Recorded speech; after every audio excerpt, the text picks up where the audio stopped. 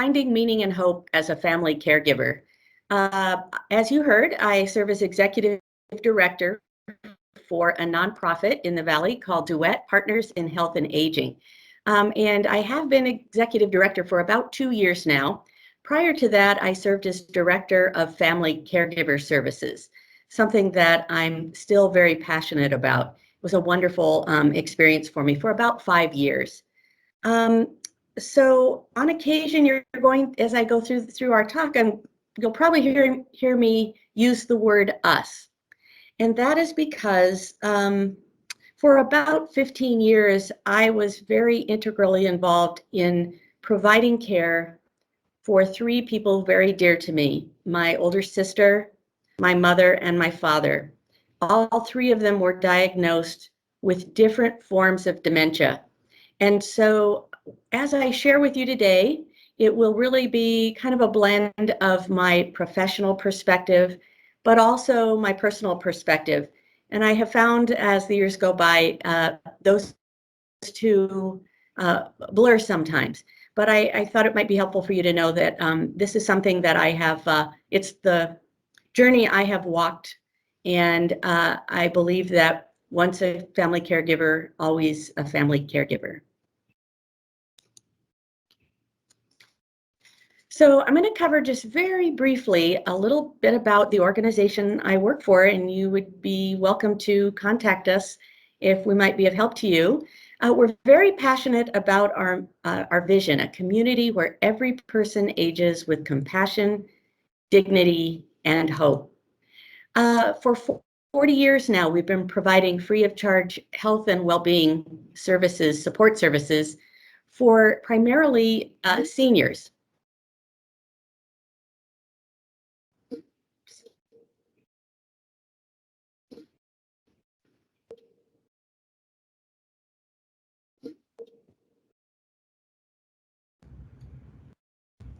Anne, I think you froze. I was dropped. It said that they dropped me. So apologies, and I'm back on. It was nothing I did. It just what came up as a message that they were trying to get me back in. So I'm back with you. Let's hope that technology goes our way today. All right, we're gonna do our best here. So we provide a variety of free of charge services for 4 core groups.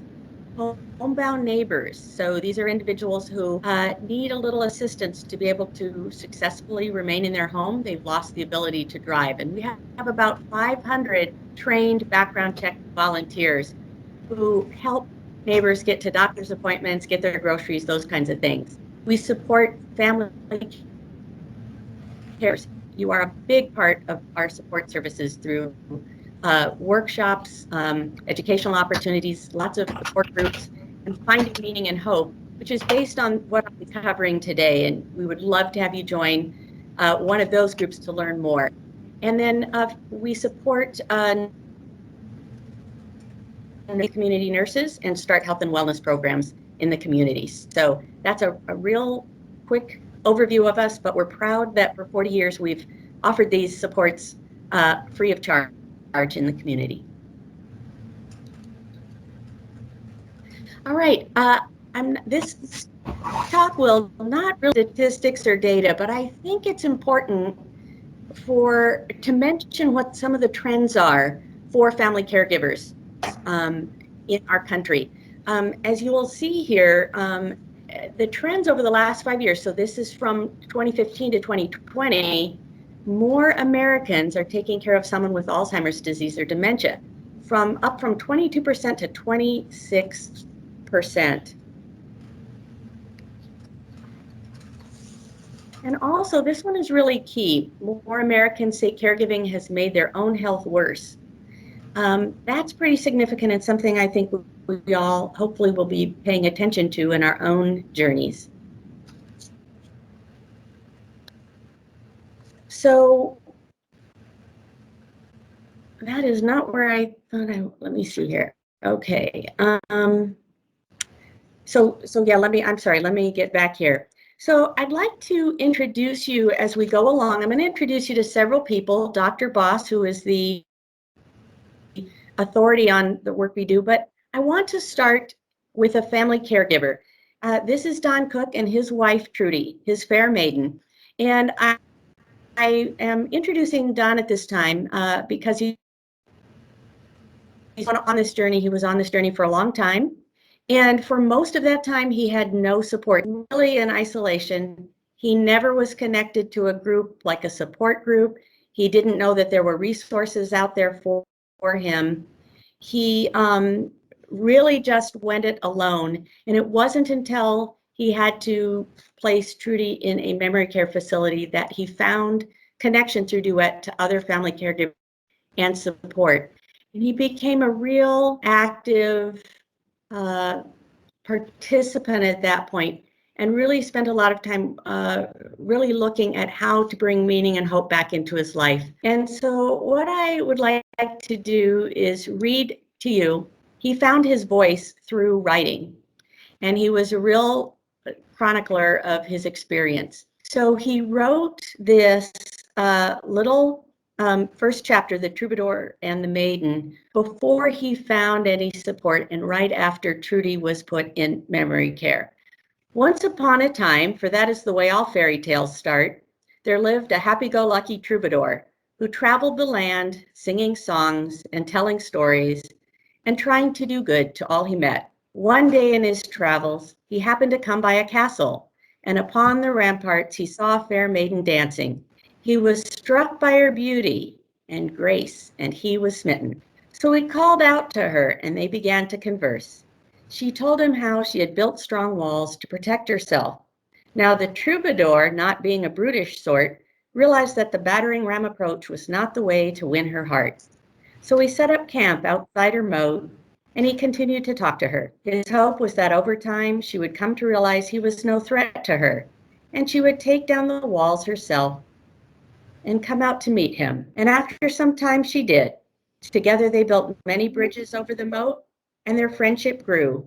Sometimes they were very happy, sometimes there was strife, but the troubadour always knew deep down they loved each other. But one day the troubadour noticed that the walls were being rebuilt. The troubadour and the fair maiden had not realized that an evil wizard had moved into the castle. The evil wizard cast spells of forgetting over the fair maiden and built new walls and knocked down bridges. And the troubadour was helpless to stop the evil wizard because troubadours have no magic. So now the troubadour sits in his camp across the moat, and he watches the ramparts because sometimes he sees the fair maiden there, and he stands and waves, although he is never sure if she sees him or if she even knows who he is anymore. But he keeps saying to all who ask why he stays, love might not conquer all, but love can endure all. And so he sits and watches and waits, lonely ever after, for not all fairy tales have a happy ending. Now, I share that with you with this follow-up, that at the end of our time together, I will read you the last piece in his entire fairy tale after he has gone through his whole journey of learning these techniques that we're going to talk about and reconnecting with meaning and hope in his life. And I want you to know you will be the very first audience to ever hear it. So I hope you'll stay through this and hear the final writing, which really shows the transformation that Don as a caregiver went through. So back one slide. This is a little illustration from his fairy tale. So my life is filled with meaning and hope. Remember back before dementia entered your lives? Life probably wasn't really happily ever after in a fairy tale way, but I imagine looking back, it seemed pretty good. Would you all agree?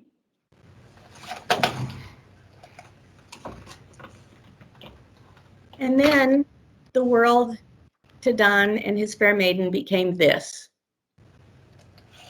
And I think that really captures through a fairy tale way what it felt like when dementia came to our lives in such a way that it really affected our personal lives.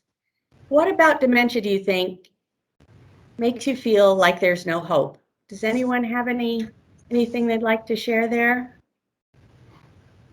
You're welcome to jump in at any time. I'd be happy to have this be a conversation.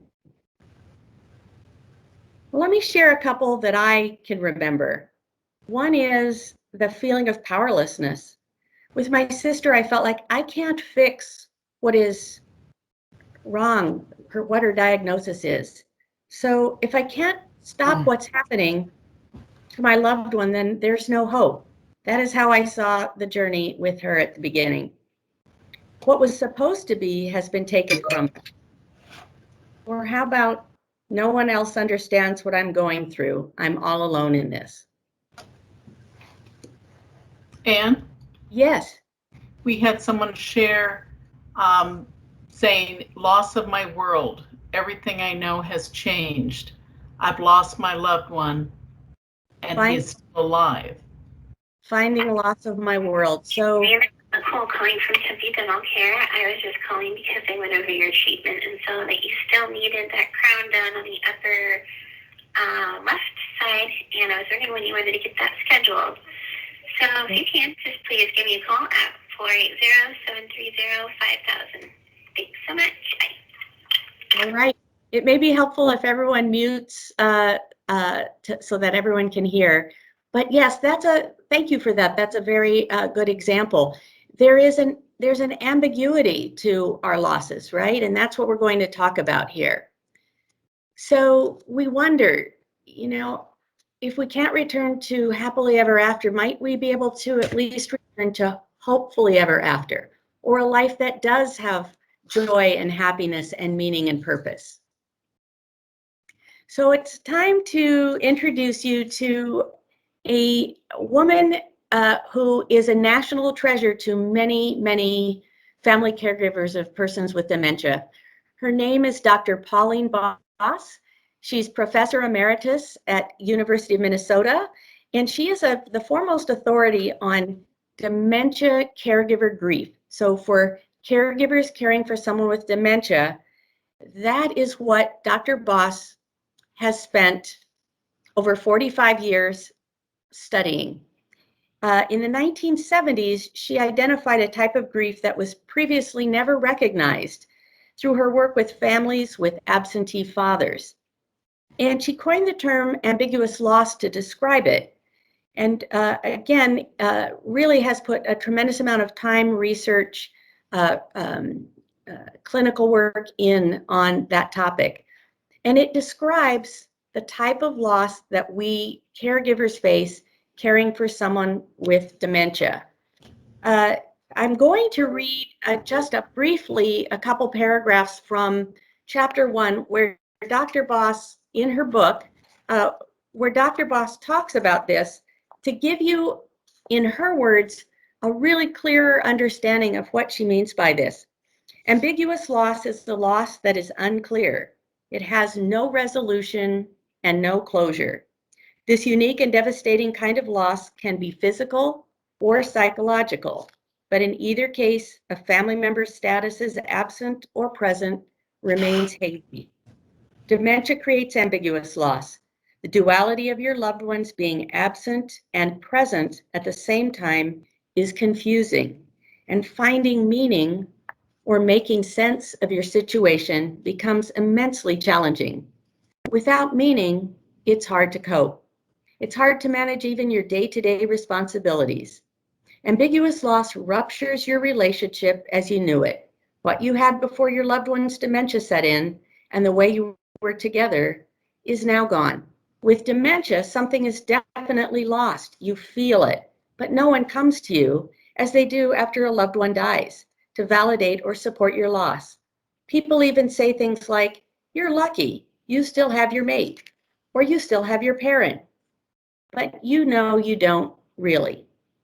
Healthcare professionals might distance themselves from you because you are not the patient, just the caregiver, making you feel even more confused and alone. None of the usual customs and rituals used to manage grief fit your kind of loss.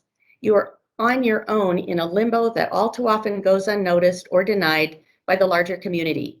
Perhaps it is simply convenient for society to let unpaid family caregivers deal with dementia patients on their own. Or perhaps it's too troubling for others to see what they cannot fix. For many reasons, it takes extraordinary strength to be a caregiver. So I want to really just make sure we spend enough time on this one point, because it is framing then the conversation around how we can progress and move forward and bring back hope and meaning in our lives. And it revolves around first really understanding what our grief is, because certainly society doesn't understand it. Many professionals don't understand it. And oftentimes we caregivers don't understand it. And Dr. Boss always felt that to really be able to address a problem, first you have to have a name for it and understand what that is. Then you can move forward from there. I love a couple things about Pauline Boss. One is that she believes that we are resilient people. Caregivers are resilient and capable, and we can make changes and move through this successfully. And secondly, she never minimizes how hard it is to care for someone with dementia. So she has been a guide on the journey through this book, and her goal is for family caregivers to stay resilient and healthy in a relationship that is now less than perfect. So here's a little image of her book. She's written many, many books, but this one was important to her, and it was the first non-academic text that she ever wrote. And as soon as she retired from being a professor, she knew she needed to write this book for family caregivers. So if you don't have it, I would suggest that you get it. It's very accessible and readable, and easy to find online. So let's check in with everyone. How are you? Does any of that resonate or sound through any of these voices like it kind of speaks to your world? Is there a bit of an aha moment in this description of a type of grief that really goes unmentioned most of the time or unrecognized? I know for me it was quite an aha moment, and I had this sense of saying, so that's what's going on. That is why I'm always so sad. It's because I'm trying to push this out of the way, and it's not acknowledged, like when a person passes away and society provides us with memorial services. We get cards and we get people coming to the house and sharing stories, all those things. Yes, I think it's spot on. That's one of the comments that came in. It helps with the unpredictability of the day to day. Let's see if I could see the rest of this. No, that did not work for me. Whoops. And it says, yes, it helps with the unpredictability of the day-to-day care of my loved one. It really does, doesn't it?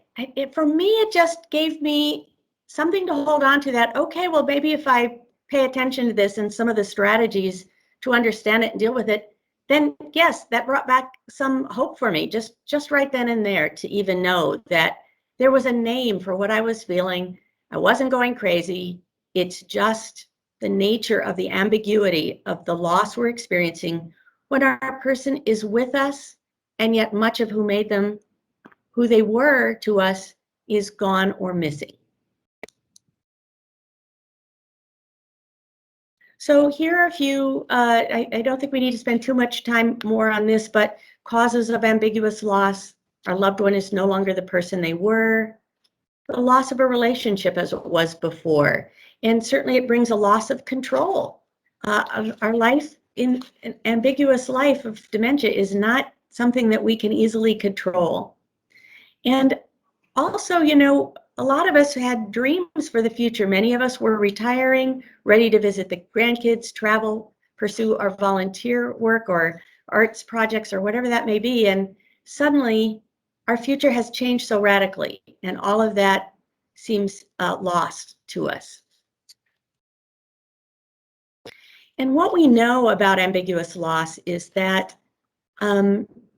because it's not acknowledged, and if we don't find ways to acknowledge it and almost remember it and acknowledge that this loss is very painful and important and significant in our lives and worthy of just being recognized. Then those losses piled up are what actually cause our stress more than the hours we put in and all the hard work of caring for someone with dementia. The research shows that it's this unresolved loss, all these unresolved ambiguous losses that don't get dealt with, that pile on stress. And that we know is what impacts over time our health and well-being. So now let's move forward from that. We have a grounding in what the problem is and we have a name for it.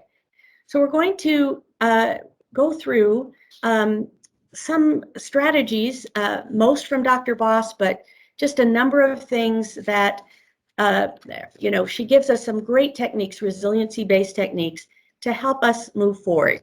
So let's just move forward with these. And does anyone have any questions so far? The rest of this will make sense in the context. But I'd love to hear from you. So if questions come up, please bring them up, or any comments that you have. I'll make sure I did try to, whoops, my light just went out. Let me see if I can. Technology, huh? I think it will be good if Candace could let me know, because I couldn't, when I tried to see the whole comment, it took me away, I think. Yeah, there's nothing right now, Anne. Okay, so number one, make peace with what is. The more A-type personality we are, I think, as a caregiver, the more we hold on tight with some anger and some resentment of what has been taken from us. And much has been taken from us. But staying stalled out in the what was and fighting or resenting that or trying to stay there is not helpful or healthy, or it stops us from being able to move forward. So Dr. Boss really says that we need to sort of put our resentment and anger in its place. She says, she's not saying that we shouldn't feel angry about dementia, but just don't give dementia or the situation power over our lives by putting our focus there. Until you can let go of what was, you'll have a very hard time moving forward.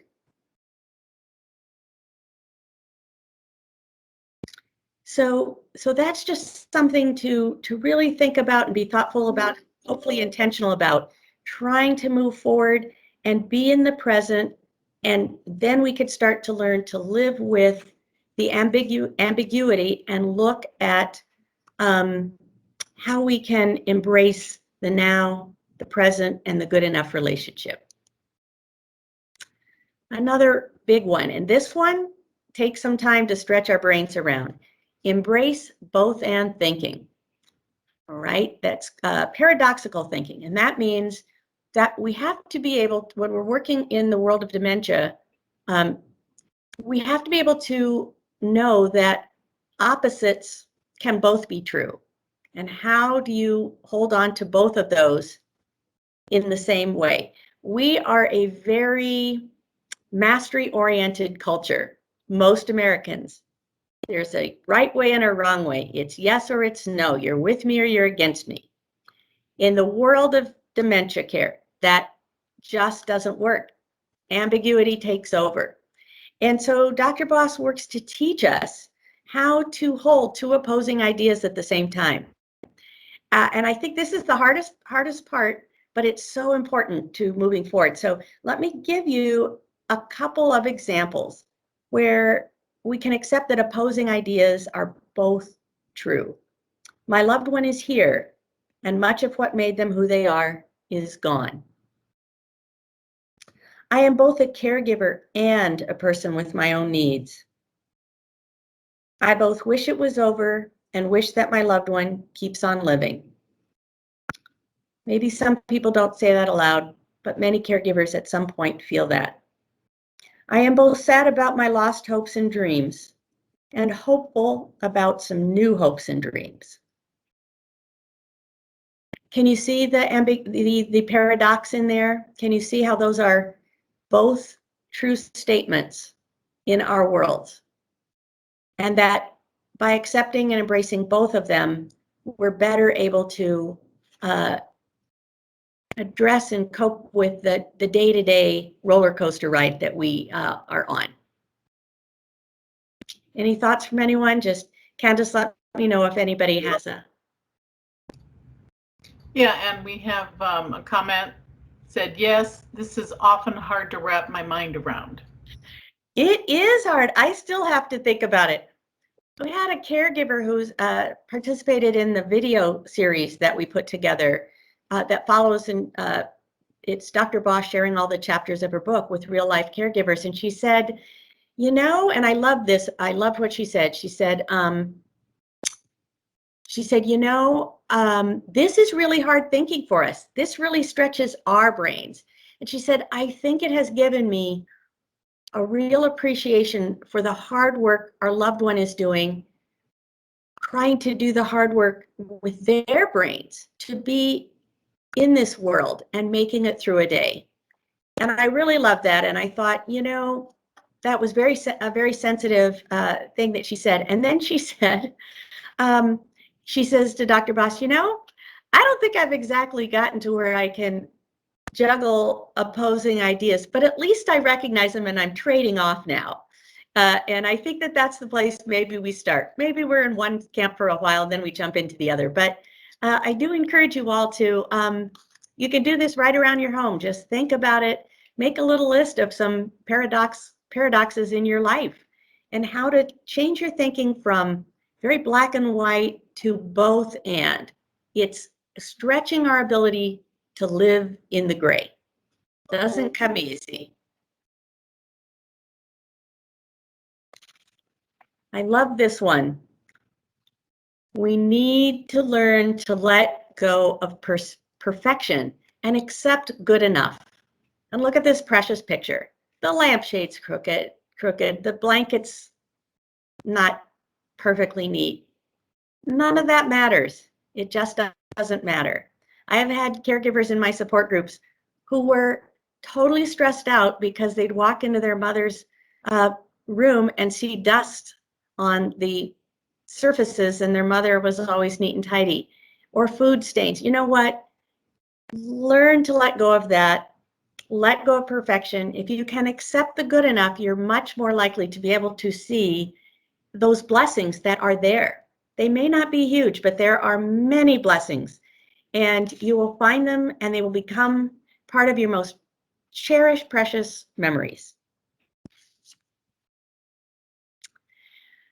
This one is important for all of us. It's one of my favorites. Build your psychological family. This is one of Dr. Boss's teachings for all of us. You know, isolation is terrible for everyone. It is not healthy.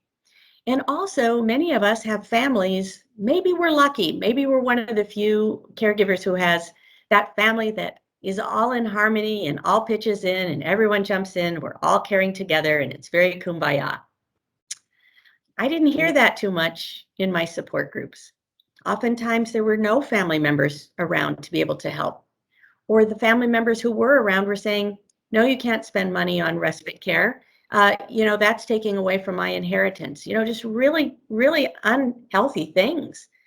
And so Dr. Boss says, build your psychological family. It may include some of your family members, but it might include friends, new friends who stepped up and you found, wow, this person really has my back and they're ready to talk to me.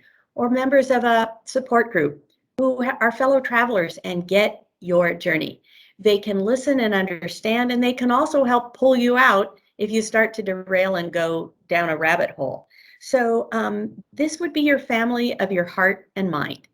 So I would encourage you all, make a list. Who would you invite to a wedding? Who would you invite to a funeral? Who is your family of choice, your family of your heart and mind? This is your psychological family that you know you can count on throughout your journey. They're the people you can call during the day. Every day you should be talking to people who are fully present, because you can't just live your whole life in that dementia relationship, that dementia world. Any thoughts on that? Do some of you have you started on creating a psychological family? You probably have it, maybe didn't have a name for it. But again, it's something that you can cultivate, nurture, and build. And we've got a comment just a little earlier. It says, I think it becomes too easy to focus on perfection and let go of the little stuff that doesn't matter. That is so true. Like at the end of this journey, are you going to remember there was dust on the countertops? Or are you going to remember that precious hug and that precious smile and something that you did together, even as simple as sharing a cup of coffee, pictures, and talking about old memories, those kinds of things? Those are the precious moments. And the more we can build those in, the more we will be healthy, the more present we will be, the better caregivers will be, and the more blessings we'll have in this whole experience. We have to believe that and then position ourselves to find that. Thank you. Thank you for that comment. I'm not going to spend too much time on these, but I am not even all 7 guidelines, but I wanted to just take a little bit of time. Dr. Boss's book is chock full of all kinds of resiliency-based ideas to help us along the way, techniques, strategies that we can all take advantage of. She has one chapter with 7 guidelines for the journey, and I'm just going to touch on some of them so you get a sense of what those are. And as you spend time with these things, you know, this is like reading a diet book and expecting to lose 20 pounds. It's something where you want to really spend time with Dr. Boss's teachings and personalize them in your own world. And nothing better than doing that over time and gathering with a group for these very important conversations versus trying to do that on your own. So let's talk about a few of these. Oh, sorry. Whoops. There we go. Find meaning. So how do we find meaning? It's about being able to understand your experience and have the ability to shift from negative to positive meaning. That's key for having hope, for rebuilding hope. It does open the door to that. And so some of these things we talked about help bring meaning to our lives. If you're part of a support group, for instance, there will be times when others help you at a difficult time. There's times where you will be able to help others, or someone who shows up at a group for the first time and is stressed and feeling completely lost, where you can be a help to them. So find ways to bring meaning back in. It can be in very small things where you carve out some time for yourself, taking a walk in the morning, taking pleasure in the good moments of being a caregiver, write them down, finding simple things to enjoy together, singing songs together. There's a great photo that you'll see here, I think, coming up. Broaden your identity. Okay, here's one. So how many of you have noticed that your identity has gotten much narrower as you have moved forward in your caregiving journey? Perhaps you had a great career. 60% of caregivers of adults, possibly adults with dementia, quit their jobs because they can't handle all of that pressure and stress. Their identity just shrinks. What if you had volunteer work that you did and you can't do that anymore? Or hobbies that really matter to you? Or you love to hike or travel? So as you could see, sometimes we aren't really paying attention, and suddenly we look up and our identities have just continued to narrow. So it's really important to push back on that.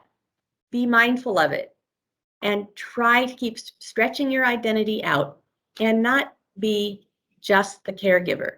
You are important, you are worthy, and you need to be your own best advocate and look for ways where you can, think back to what really gave you, what energized you, what gave you meaning and purpose, and find ways to build those things in, even if they're small. A wonderful example was one of our caregivers who took up art, and he found a virtual art class he could take. And now it carried him through all the time that his wife was in memory care, though he visited her every day. He still is doing his art, and he is 83 years old and in such a great place, having so much meaning and joy in his life. And he is having his art exhibited at Mayo Clinic, at art galleries, and all kinds of places. So Gerald has had great success with that. So whatever your thing is, grab hold and fight to get some of it back in. All right?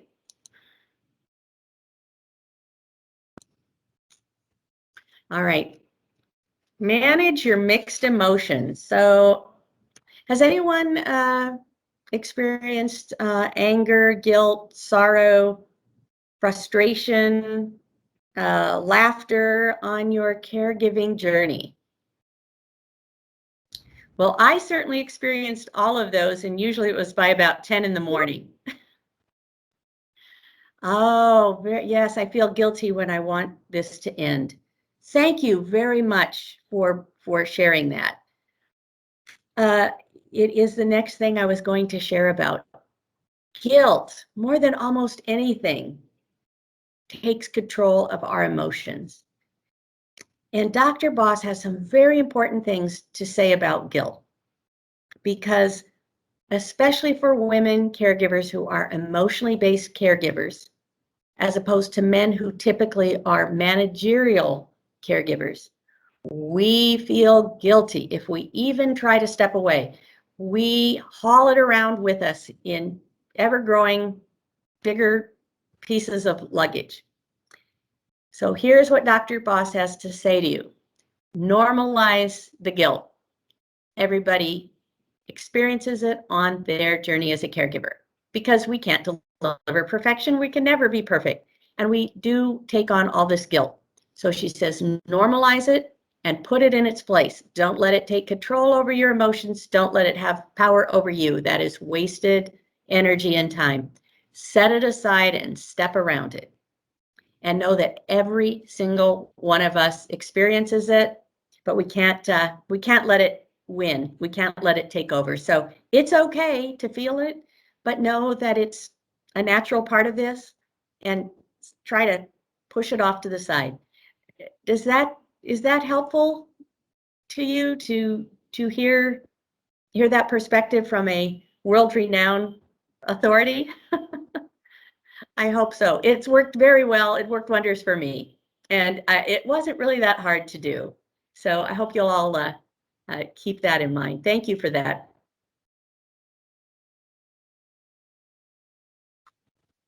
What do you suppose this means? Hold on and let go.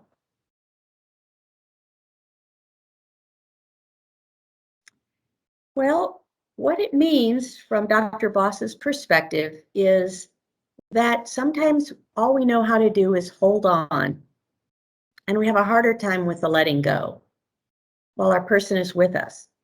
And sometimes they need us to let go. They need more in life, more connections in life, more opportunities in life. And we do too, for both parties to stay healthy. So hold on, it means stay close to your person through touch, talk, visiting, and acceptance. And let go. Step away to take time for yourself. I'm sure you're all doing that, right?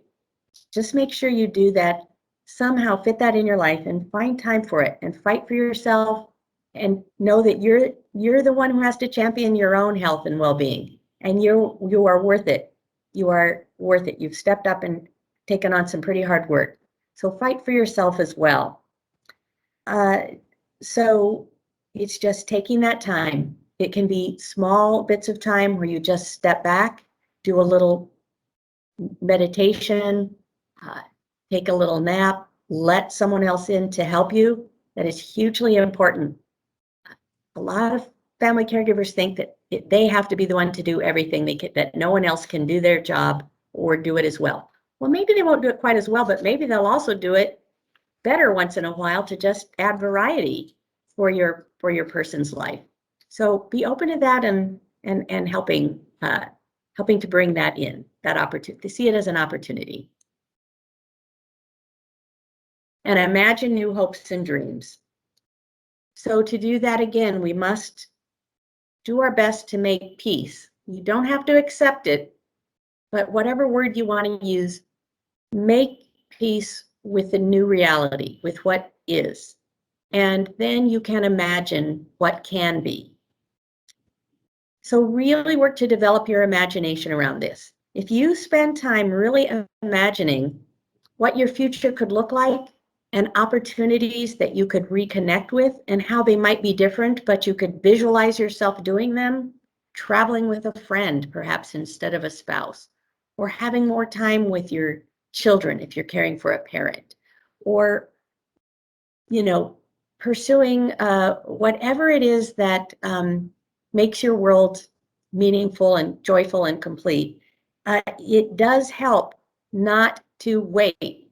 If we wait till our person dies, which is right now currently the end of the dementia experience, then we can fall off a cliff without any sense of a parachute or any sense of where do I go next? I'm only a caregiver. So you see, we're broadening our identity and we're working toward moving forward.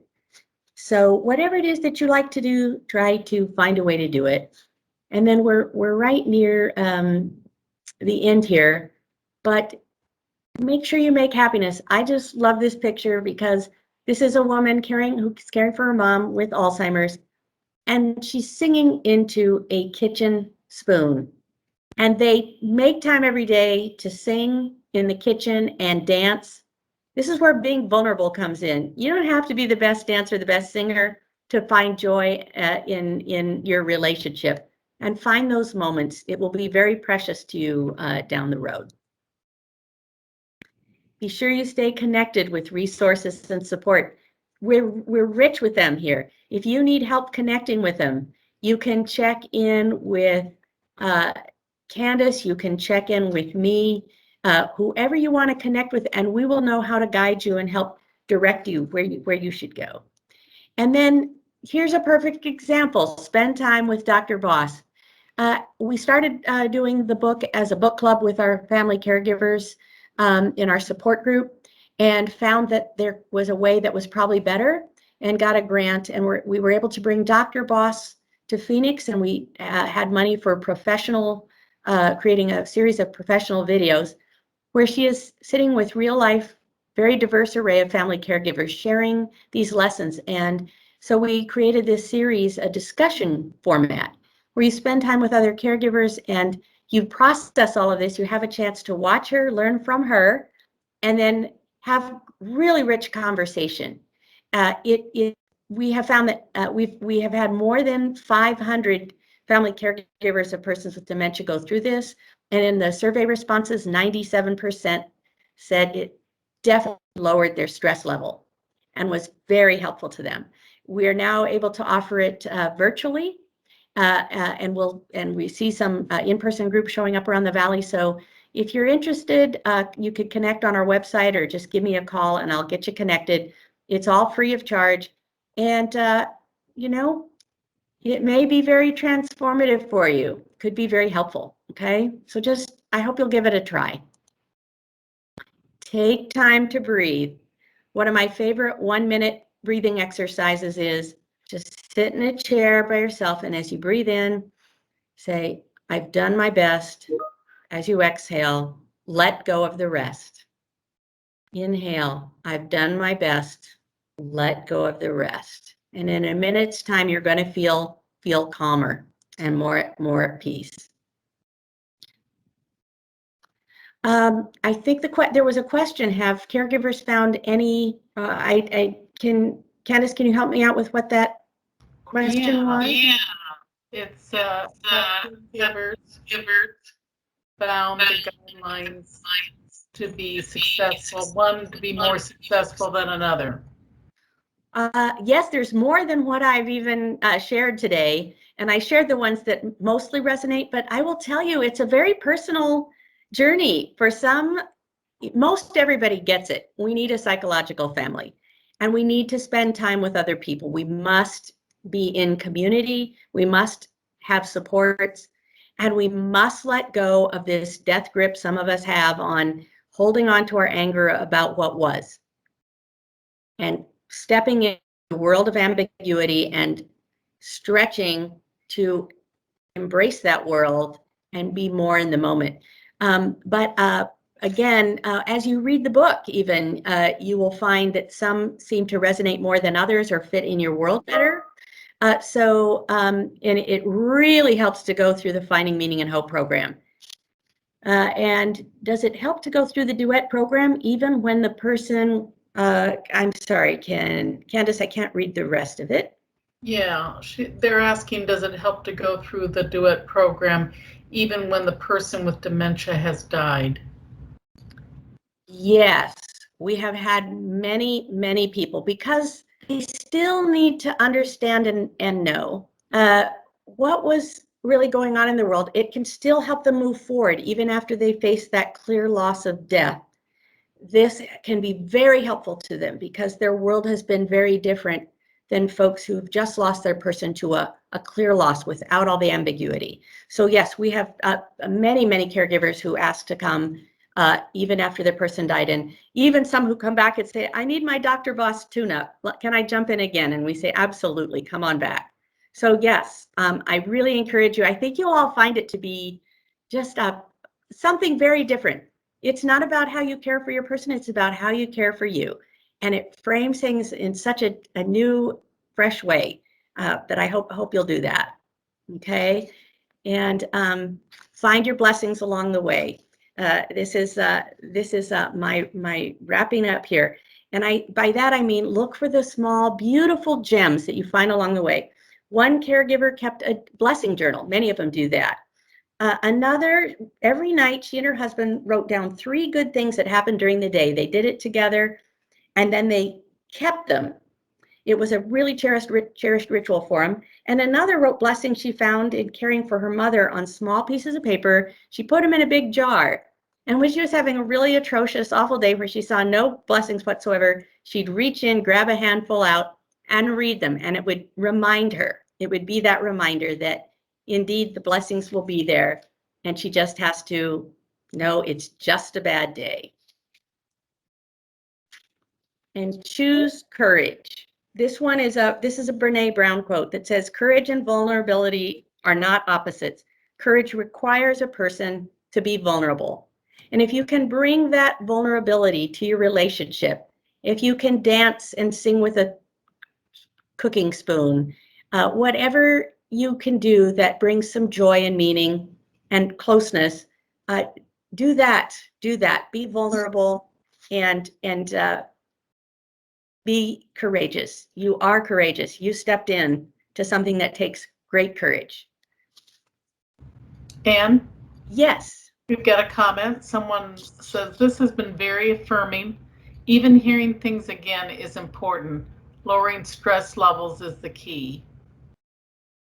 It is. All of this, everything we've said, thank you again for saying that, is about bringing that stress level down. Bringing it down. We must bring it down so we can remain healthy and well. And now I'm going to close with what I hope is a treat for you. I started with the story of the Troubadour and the Maiden, and now we hope that there will be a publisher for it because it's just precious. The Troubadour going on his odyssey and learning how to understand and cope with his losses and find meaning and hope again. And at the end of his days, when he's an old man, he most definitely has found meaning and richness in his life. And that's where we are with him at the end of his fairy tale. And we had recently a speaker named Dr. Kleinman in a caregiver symposium that Duet ran. And one of the things he said really resonated, and it was, we never ever stop being a caregiver. We become keeper of the memories. And so this is the final piece to the Troubadour and the Maiden. It's the Troubadour's last poem, and it's called Keeper of the Memories. I hope you like it.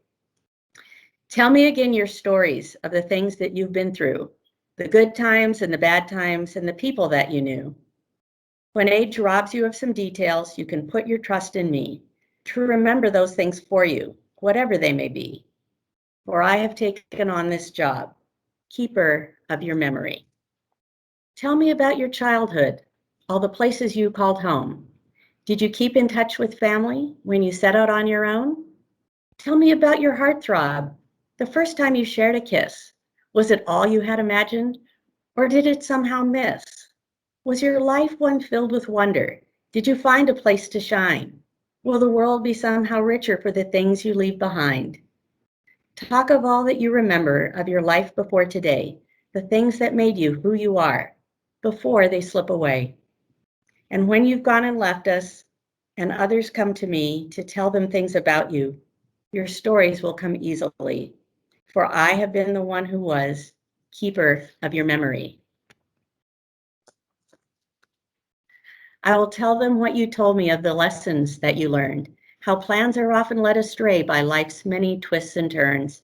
I will tell them of your happy times. I will tell them of the sad, how some you win and some you lose, but all in all, it wasn't bad.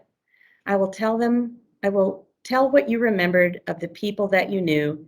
The gifts of knowing you have left me my fond memories of you. But mostly I will tell them it's a privilege to be a trusted friend to someone else and keeper of their memory. Thank you all for your attention and patience. I once again got plunged into darkness here, but there we go. I hope our time together has been meaningful. I am happy to be here and talk and share any, I'd love to hear any more comments or questions. It's been really great spending time and sharing something very meaningful and important to me. And we've got a comment saying, excellent presentation. And someone else is typing right now. Let's see. Another person says, thank you very, very much. We'll see if any more comments come in. I just want to let everyone know that I will be sending out the PDF of this presentation to everyone who signed up.